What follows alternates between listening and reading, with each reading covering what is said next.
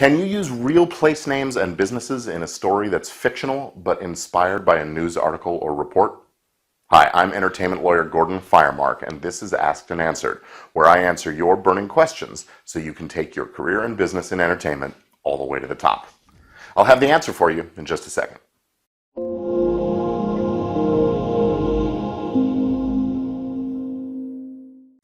So Michael wrote in to say, we're working on a project that is inspired by an article, a news story, from the internet. The article is about a body found buried in the woods, but the story we've created is completely fictional. Would it be okay to use the name of the town where the body was found? People would then be able to Google the article the story was based on.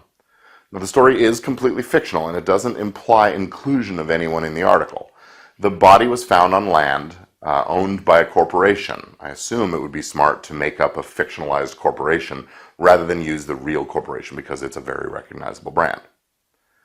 Well, it's probably a good idea to create a fictional town and company for this kind of a story. You see, if anyone from that town or the company itself feels that your fictional story, which by its very nature is false, if they feel that it has damaged their reputation, you could wind up on the receiving end of a lawsuit. Libel is the written or recorded version of defamation, and it's any false statement made about a person or a business that causes them injury or damage to their reputation.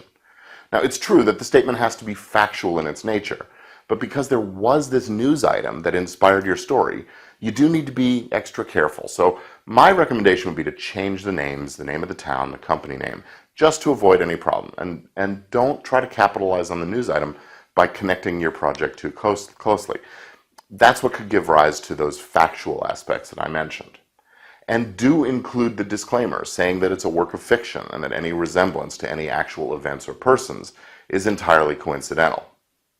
Now, it is possible to do the based on a true story or based on real events or even inspired by real events but fabricated or something like that. The more disclaimers you do, the less likely your audience is to perceive the piece as factual.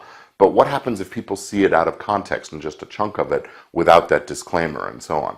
So the conservative advice, the avoid lawsuit stuff, is change those names and just treat it as a piece of fiction.